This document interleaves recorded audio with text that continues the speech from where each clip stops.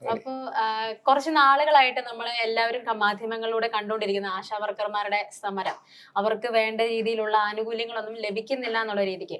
അപ്പോൾ അതിനെ സംബന്ധിച്ച് അവര് കഞ്ഞി വെച്ച് ആദ്യം സമരം ചെയ്തു. ഇനിയിപ്പോ നാളെ പൊങ്കാലയിട്ട് സമരം ചെയ്യാൻ പോകുന്നു എന്നുള്ള രീതിക്കൊക്കെ വാർത്തകൾ വരുന്നു. എന്നിട്ടും കേന്ദ്രവും കേരളവും അങ്ങോട്ടും ഇങ്ങോട്ടും ഇട്ട് അവർക്ക് ആനുകൂല്യങ്ങൾ ഞങ്ങളുടെ ഭാഗത്തു നിന്നുള്ളത് കൊടുത്തിട്ടുണ്ട്, ഞങ്ങളുടെ ഭാഗത്തു നിന്നുള്ളത് കൊടുത്തിട്ടുണ്ട് എന്നുള്ള രീതിക്ക് പോകുന്നു. അപ്പൊ എന്താ ജോസിന് തോന്നുന്നത്, ഈ ഒരു വിഷയത്തില് അവര് രണ്ടുപേരും ഇട്ട് തട്ടുകയാണോ? തട്ടിക്കളിക്കുകയാണ് യഥാർത്ഥത്തില്. തീർച്ചയായിട്ടും കേരളത്തിലടക്കമുള്ള ആശാവർക്കന്മാര് നമ്മൾ ജോലി ചെയ്യുന്നതിന്റെ വേതനം അല്ലെങ്കിൽ പെൻഷൻ അടക്കമുള്ളവ അവർക്ക് അർഹിക്കുന്ന കാര്യമാണ് അവർ ചോദിക്കുന്നത്. അത് കൃത്യമായിട്ട് എത്തിക്കാത്തത് എന്തുകൊണ്ടാണെന്നുള്ളത് അവർ വ്യക്തമാക്കണം. മാത്രമല്ല കേന്ദ്രവും അതുപോലെ തന്നെ സംസ്ഥാന സർക്കാരും ഒരുമിച്ച് നിന്ന് പ്രവർത്തിക്കേണ്ട ഒരു കാര്യം കൂടിയാണ് ഇത്. പാവപ്പെട്ട വീട്ടിലെ അമ്മമാരാണ് ഇവർ ഇതിനു വേണ്ടി ജോലിക്ക് വന്നിരിക്കുന്നതും പണിയെടുക്കുന്നതല്ല.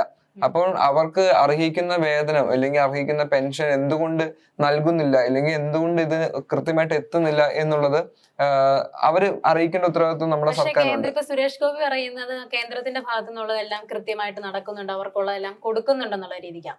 നേരെ മറിച്ച് നമ്മുടെ കേരളത്തിൽ പറയുകയാണെങ്കിൽ നമ്മുടെ ആരോഗ്യമന്ത്രിയൊക്കെ പറയുന്നത് അവർക്ക് കൊടുക്കാനുള്ളതെല്ലാം അവരുടെ ഭാഗത്തുനിന്ന് ചെയ്യാനുള്ളതെല്ലാം കൃത്യമാണെന്നുള്ള രീതിക്കാണ്. പക്ഷെ ഇവിടെ എന്താണ് ശരിക്കും നടക്കുന്നത്? ഇതിനിടയ്ക്ക് ഇവര് പറയുന്നു അവർക്ക് കിട്ടുന്നില്ല, ആകെ 7,000 രൂപ എന്തോ സാലറി കിട്ടുന്നു. ഇന്നത്തെ കാലത്ത് നമുക്കറിയാം ഒന്നും ആവത്തില്ല. കാര്യം എന്തെങ്കിലും ഒരു കടയിൽ പോയി ഒരു സാധനം വാങ്ങിക്കാൻ നിന്നാലും അവിടെ എല്ലാത്തിനും GST ആണ്. അപ്പൊ നോക്കാൻ നേരത്ത് എന്തൊരു സാധനത്തിനാണേലും അതുപോലെ വിലയാണ്. ഒരു മാസം 7,000 രൂപ, ഒരാഴ്ച പോലും ചിലപ്പോ 7,000 രൂപ കൊണ്ട് നമുക്ക് മുന്നോട്ട് പോകാൻ പറ്റാത്ത ഒരു കാലമായിരുന്നു. അപ്പൊ അങ്ങനെ ഉള്ളപ്പോ അവർക്ക് കൊടുക്കാനുള്ളതെല്ലാം കൊടുത്തു എന്ന് ഇവര് പറയുന്നതിൽ എന്താണ്, അതൊക്കെ വാസ്തവമുണ്ടോ എന്ന് എനിക്ക് തോന്നുന്നില്ല. കാര്യം അവര് അങ്ങോട്ടും ഇങ്ങോട്ടും ഇട്ട് കിട്ടുന്നുണ്ടെങ്കിൽ ഇവർക്ക് എന്തായാലും ലഭിക്കുന്നുണ്ടെന്ന് പറയും. ഇപ്പൊ കേരളത്തിനെ സംബന്ധിച്ച് ഇപ്പൊ PSCയുടെ കാര്യത്തിലാണെങ്കിൽ PSC ചെയർമാൻമാർക്ക് സാലറി കയറ്റി, അതും അവർക്ക് സാലറി കയറ്റിയിട്ടും ഇങ്ങനെ ഓടി നടന്ന് പണിയെടുക്കുന്ന ആശാ വർക്കർമാർക്ക് എന്തുകൊണ്ട് സാലറി കൊടുക്കുന്നില്ല, അവർക്ക് കൊടുക്കേണ്ട ആനുകൂല്യങ്ങൾ എന്തുകൊണ്ട് കൃത്യമായിട്ട് ചെയ്തു കൊടുക്കുന്നില്ല എന്നുള്ളത് ചോദ്യചിഹ്നമായിട്ട് തന്നെ നിലനിൽക്കുകയാണ്. മാത്രമല്ല സുരേഷ് ഗോപിയുടെ പല സ്റ്റേറ്റ്മെന്റുകളും ഇതിനു മുമ്പും ഭയങ്കര ചർച്ചാ വിഷയമായിട്ടുണ്ട്, പ്രത്യേകിച്ച് ഈ ആശാ വർക്കർമാരുടെ കാര്യത്തില്. അദ്ദേഹം പറയുന്നതനുസരിച്ച് കൃത്യമായിട്ട് ഇവിടെ ആശാ വർക്കർമാർക്ക് ശമ്പളം കിട്ടുന്നുണ്ടില്ല, കേന്ദ്ര സർക്കാർ നൽകേണ്ടത് നൽകുന്നുണ്ട് എന്നുണ്ടെങ്കിൽ പിന്നെ എന്തിനാണ് ഇവർ സമരം ചെയ്യുന്നത്? തീർച്ചയായിട്ടും നമ്മളൊന്ന് ചിന്തിക്കേണ്ടിയിരിക്കേണ്ട ഒരു കാര്യമല്ലേ അത്. അതും പെരുവഴിയില് ഇപ്പൊ എനിക്ക് തോന്നുന്നു ഏറ്റവും കൂടുതൽ ചൂടുള്ള ഒരു സമയത്ത്, ഈ ആരും പുറത്തിറങ്ങത്തില്ലാത്തൊരു സമയത്തും ഇവര് പുറത്തിറങ്ങി കഞ്ഞി വെച്ചും പൊങ്കാല ഇട്ടും ഒക്കെ സമരം നടത്തണമെങ്കിലും അതിനകത്ത് എന്തെങ്കിലുമൊക്കെ ഒരു വാസ്തവം കാണൂല, അവരുടെ ഭാഗത്ത് എന്തെങ്കിലുമൊക്കെ ഒരു ന്യായമുണ്ടെന്ന് കാണുന്നവർക്കാണ് എന്തായാലും മനസ്സിലാക്കാൻ പറ്റും. പക്ഷെ അധികാരികൾ എന്തുകൊണ്ട് അത് വെറുതെ കണ്ണടച്ച് കളയുന്നു എന്നുള്ളത് ഒരു ചോദ്യചിഹ്നമായിട്ട് നിലനിൽക്കുകയാണ്. അപ്പൊ അതിനൊരു തീരുമാനം എടുക്കേണ്ടത്, ഉചിതമായിട്ടൊരു തീരുമാനം എടുക്കേണ്ടത് അധികാരികൾ തന്നെയാണ്. കേന്ദ്രവും കേരളവും അങ്ങോട്ടും ഇങ്ങോട്ടും ഇട്ട് പഴിചാരുകയാണ് യഥാർത്ഥത്തില്.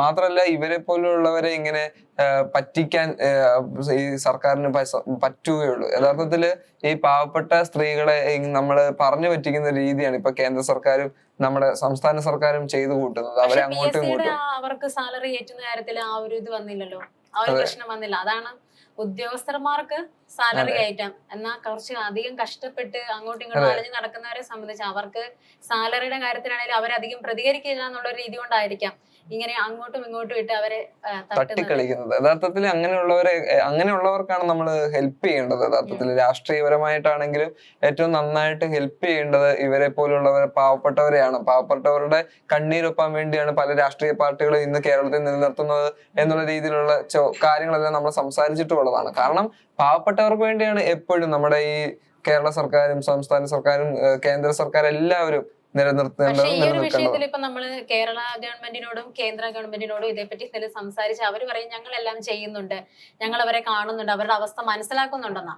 പക്ഷെ അവരുടെ അവസ്ഥ മനസ്സിലാക്കിയിട്ടുണ്ടെങ്കിൽ ഈ ദിവസങ്ങൾ കഴിയുമ്പോൾ ഏതെങ്കിലും ഒരു ദിവസം ഇതിനൊരു തീരുമാനമുള്ള ഒരു വാർത്തകൾ പുറത്തു വരേണ്ടതാണ്. തീരുമാനം ഉണ്ടാകുമെന്ന് നമുക്ക് പ്രതീക്ഷിക്കാമല്ലോ. പക്ഷെ ഇപ്പോഴും സുരേഷ് ഗോപി അടക്കമുള്ളവർ കേന്ദ്രത്തെ സപ്പോർട്ട് ചെയ്യുന്നില്ല. കേന്ദ്രത്തിൽ ഒരു സ്ട്രൈക്ക് ഇനി ഉണ്ടാകുമോ എന്നുള്ള കാര്യത്തിലൊക്കെയാണ് അദ്ദേഹത്തിന്റെ ആകുലതകളൊക്കെ. യഥാർത്ഥത്തിൽ ഇപ്പോഴും ആശാവർക്കർക്ക് വേണ്ടി എന്ത് ചെയ്തു, ഇല്ല കേന്ദ്ര സർക്കാർ സംസ്ഥാന സർക്കാർ എന്ത് ചെയ്തു എന്ന് കാണിച്ചാലേ ഇവർക്ക് പറ്റില്ല. ചെയ്തു തരുന്നുണ്ട് എന്ന് പറയുന്നതല്ലാതെ എന്ത് ചെയ്തത് തന്നു എന്ന് കാണിക്കുന്നില്ല, എന്താണെന്ന് ആരും ഒരു ഭാഗത്തുനിന്ന് വെളിപ്പെടുത്തിയിട്ടില്ല. അപ്പം അതിന്റെ എല്ലാം ഒരു ഉത്തരം കണ്ടുപിടിച്ച് കഴിഞ്ഞാൽ നിങ്ങൾ പറയുന്നത് ഞങ്ങൾക്കും വിശ്വസിക്കാൻ സാധിക്കും. അപ്പം അതിന്റെ ഒരു ഉത്തരവുമായിട്ട് കേന്ദ്രവും സംസ്ഥാനവും ഉടൻ വരുമെന്ന് തന്നെ നമുക്ക് പ്രതീക്ഷിക്കാം.